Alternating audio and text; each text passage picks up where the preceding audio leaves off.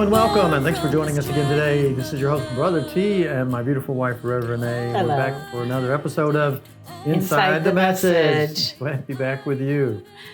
Awesome. Thank you so much for your message on Sunday. I really enjoyed it. Oh, you're welcome. Well, forgiveness is the key to happiness. Forgiveness is the key to happiness. It really is. Yeah. And, I was kind of along for the ride, for some of the parts of your story. Yes. And I know how forgiveness has just set us free. Yes. And I've been there with you, and everything you shared, I think, was really important for all of us to be aware of and to recognize. I'm so glad you thought so. And, for our audience, of course, Brother T was with me throughout and was really, truly a part of it and part of the circle of individuals that helped me to mend. Absolutely. Yeah. And vice versa. Yeah. We're all on our journey of healing, right? So healing is really the removal of fear. So I wanted to ask you, how could you help us to see how fear and forgiveness work together, or actually how does forgiveness and fear go together? Sure.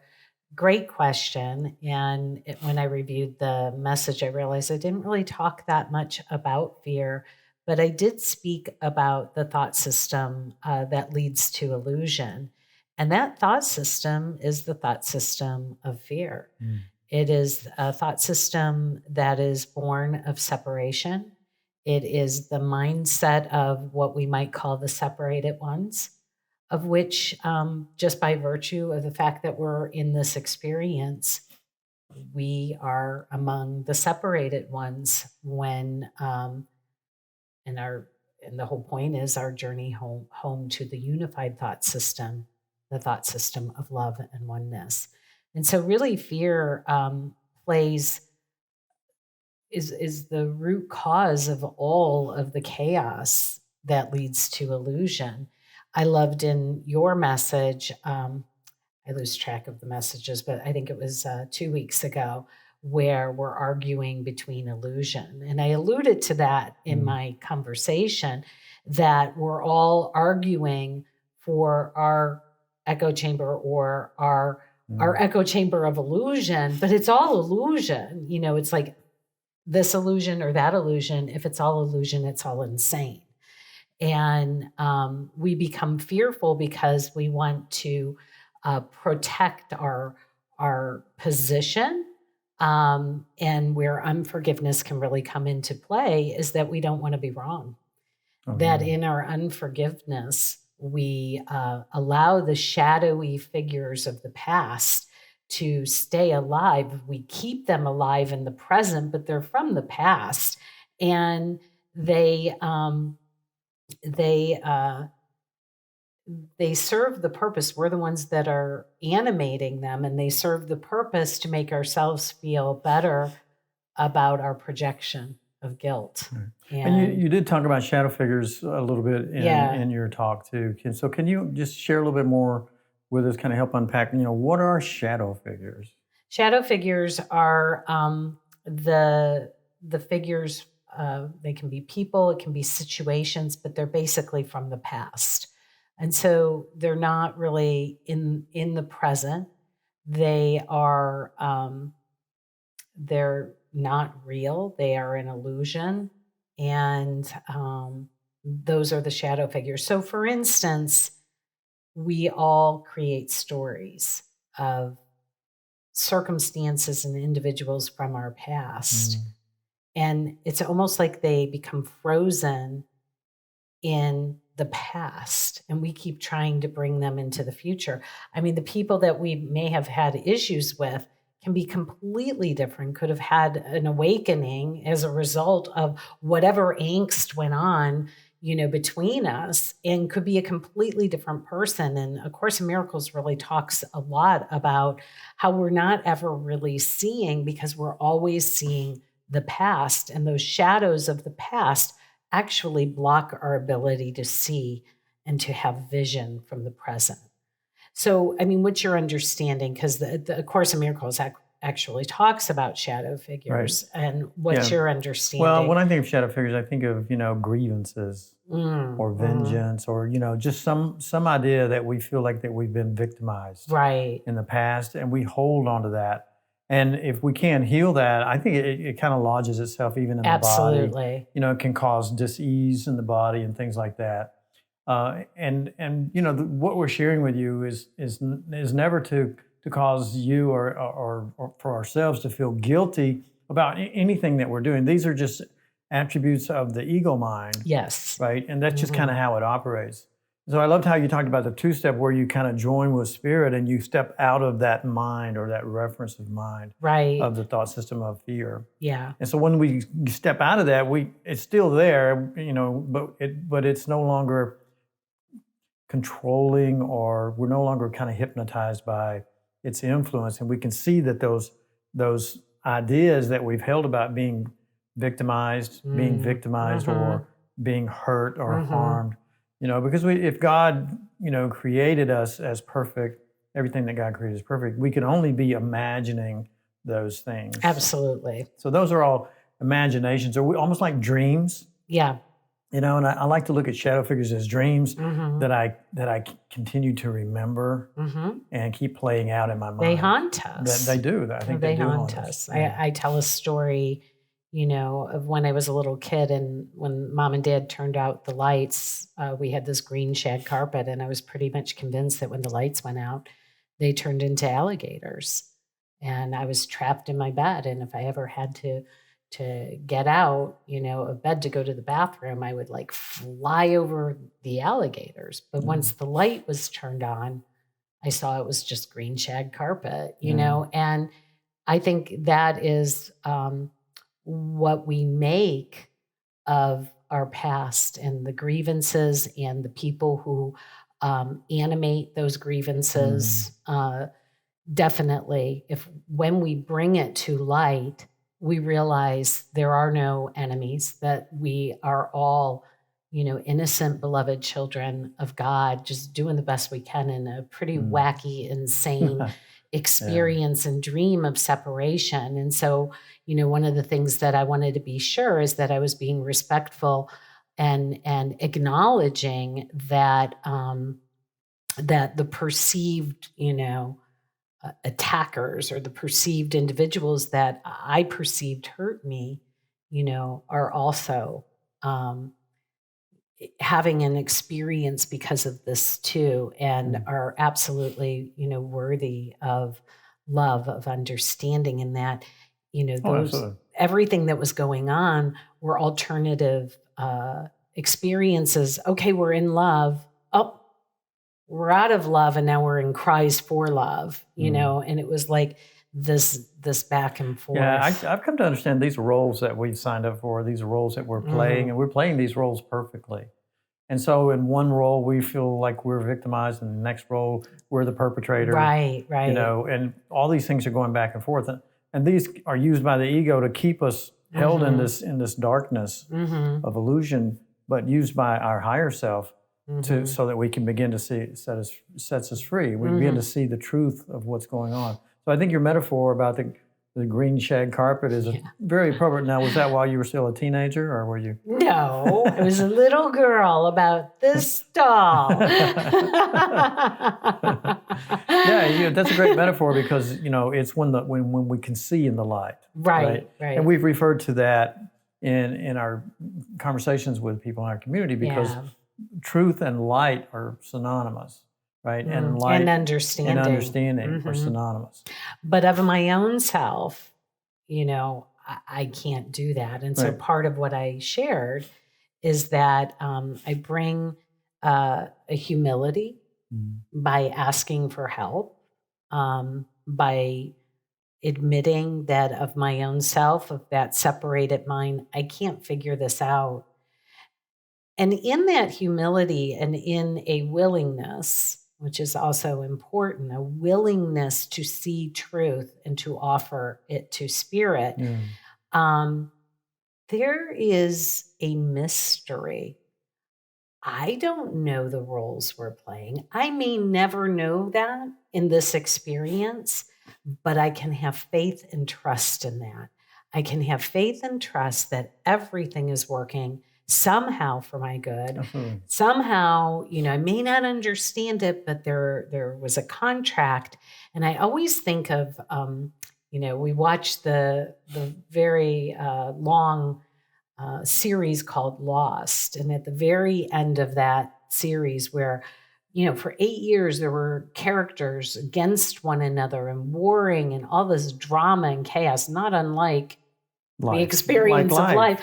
And at the very end of the season, they all meet in what looks like a church sanctuary. Mm-hmm. And it's like this reunion. And they're all like shaking one another's hands and saying, hey, great. Like almost you couldn't hear what they were saying to each other, but they were hugging and loving each other and so happy to see each other. Right. And I was imagining they were saying, you really played your role, your role well. Right. And I believe that was symbolic of the knowing that they all had, because they had all had awoken and realized that all of that experience was much like a dream. Right. And that they were just playing it out in their mind and in their imagination, which is exactly what we're doing in this human experience, in this experience of form. And so once we begin to see what it is, it starts to become transparent. Right. We can see beyond it and see through it. And we see that we've played those roles.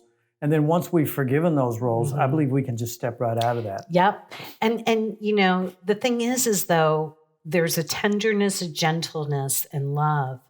Is because when we're in it, we can intellectually have somebody say that to us, and we can even say it ourselves, but we're just building the faith. We're having the willingness to have the faith and trust that this is so. Yes. And when we're immersed in it, we can't see it from that place. And right. That's why it's so important to recognize that we're never really alone, in the sense that we're either joined with that mind thought of the ego, which is made up. Right. Or we're joining with the true self, which is our real self, which is where we're joined and see now all of our experiences through a completely different dimensional perspective. Right. And so that was part of the reason that I told the story about bird down. Yes. I mean, I was bird down, for 8 months, and it was challenging. And I was surrounded by people who loved me, who could speak the truth to me and just meet me where I was at.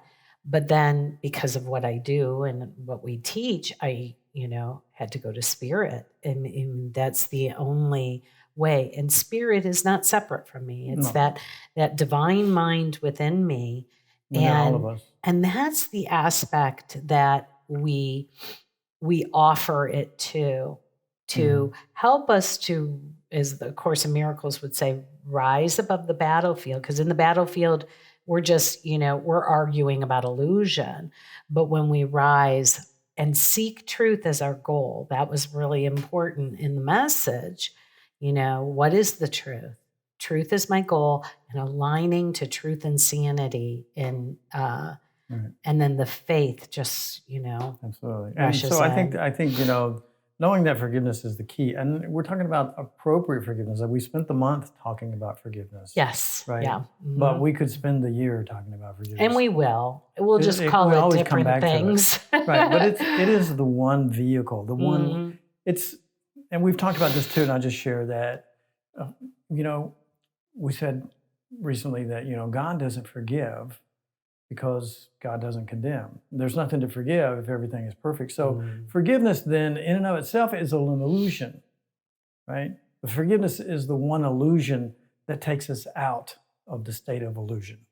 Right. And so I point here because I was referring over here, that this was the land of illusion. There's a completely different language, the language of fear, and that forgiveness is the bridge. It bridges over the chaos of this experience in the world, or a bridge over troubled waters, right? Well, we could say it gets us through a gap. There seems to be like a gap between these two thought systems. Yeah. And I feel like forgiveness is the bridge over to that. Absolutely. And Course in Miracles talks about forgiveness as being the only quote unquote defense that can't be used by As the an attack. It ego can't be as used an as an attack. Right. Yeah.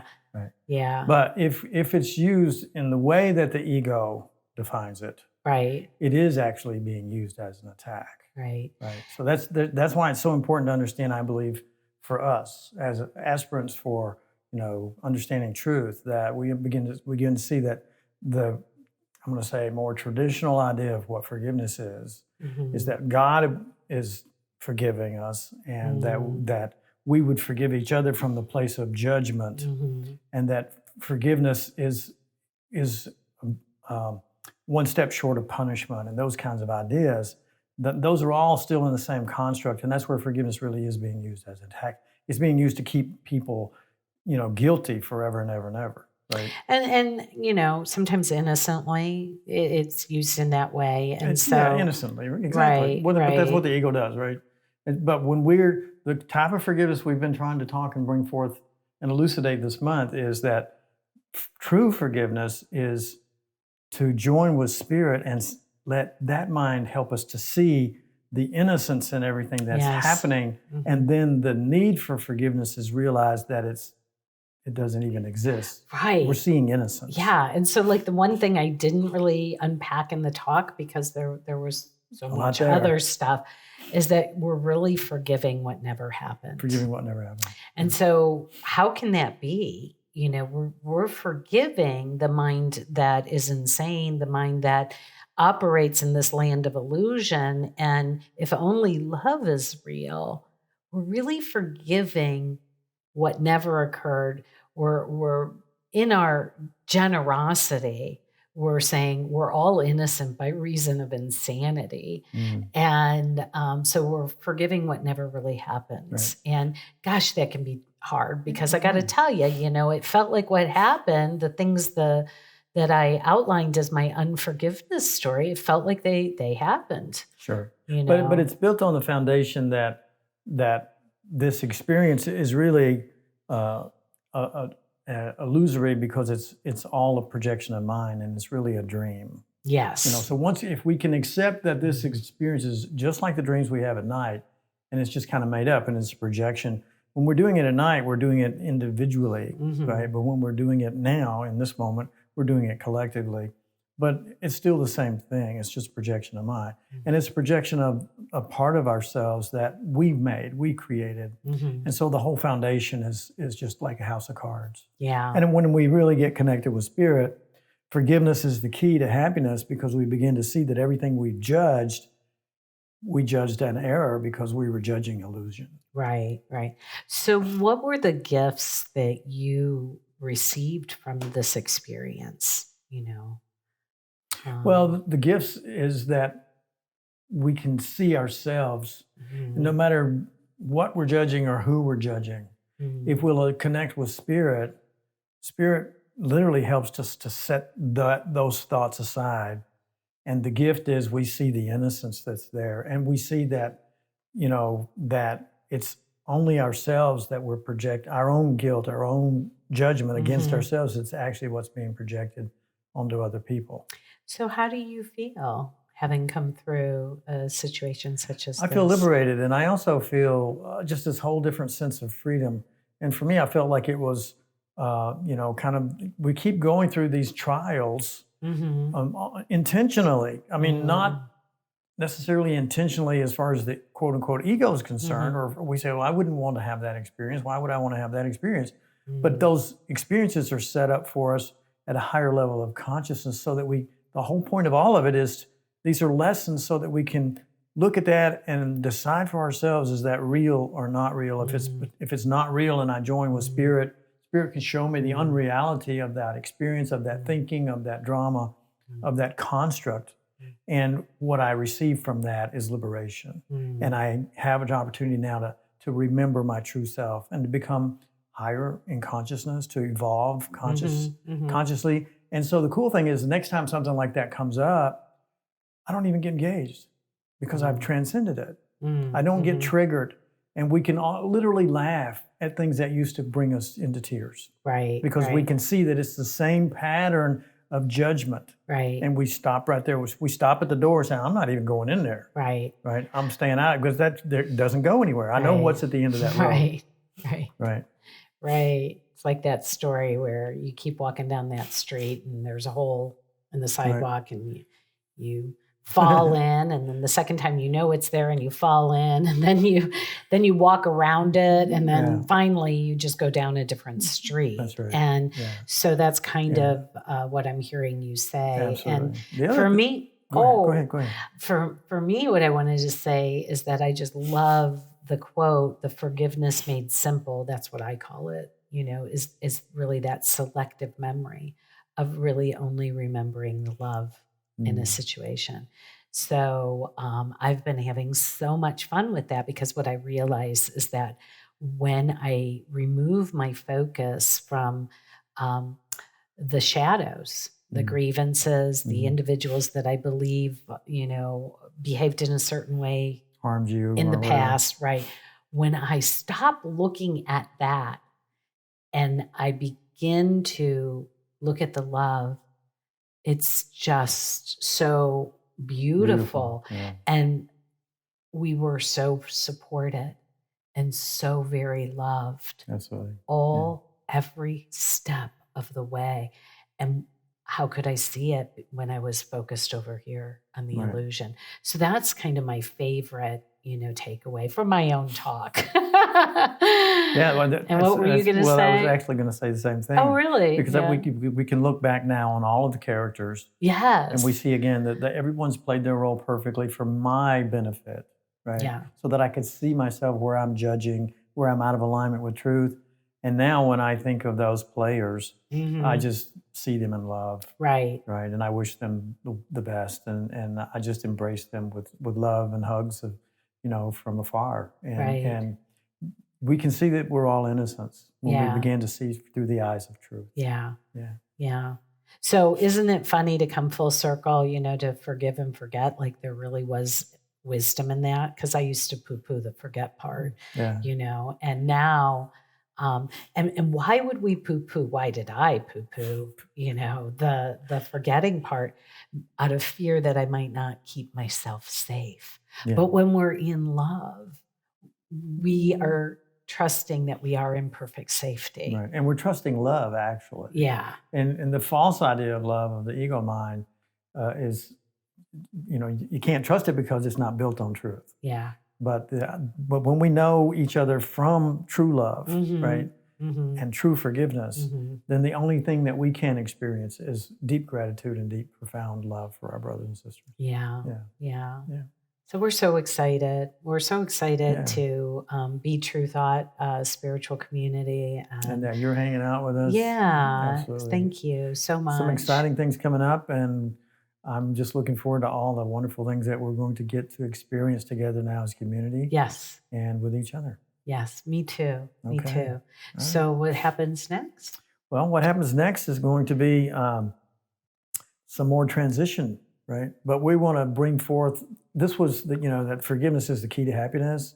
And I think we can focus on some more keys over the next month. Okay. Right? In the month that would be fun. Yeah. So in the month of March, we're going to focus on 2 or 3 keys, maybe 3 or 4, because we'll have 4 Sundays, I believe, in March. Yeah. And we'll be able to focus on bringing forth 4 other keys that are some of our favorites that we've been sharing for some time. And we'll just touch on those and talk about the keys to the kingdom.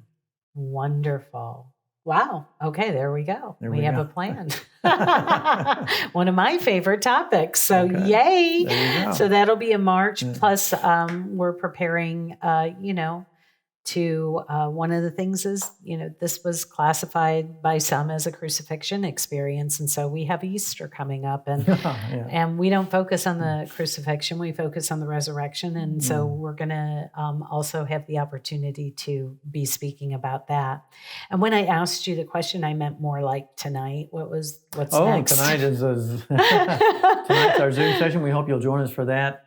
If you are not part of our inner circle, you can go to our website, truethought.org, truethought.org, join our email list, and you'll get some notification about when we're having gatherings online with Zoom, when we're maybe doing some gatherings in the very near future locally.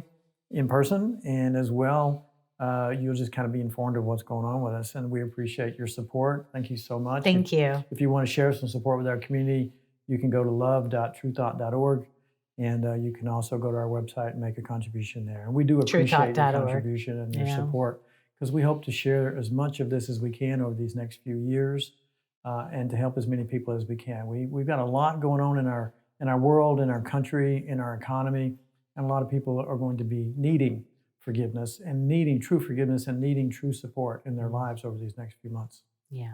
Yeah. Thank you. So thank you for being there. Thank you for being here. And both of us are available should you ever wish to have a conversation with us, or if we can companion you through a forgiveness experience. Yeah, whatever difficulty may be. Yeah. So, All right. well, thank you so much. We love you. Thank you. Love God you. bless. All right. And we'll see you Love soon. you. We love you too. Bye-bye. Bye. All that I am today, all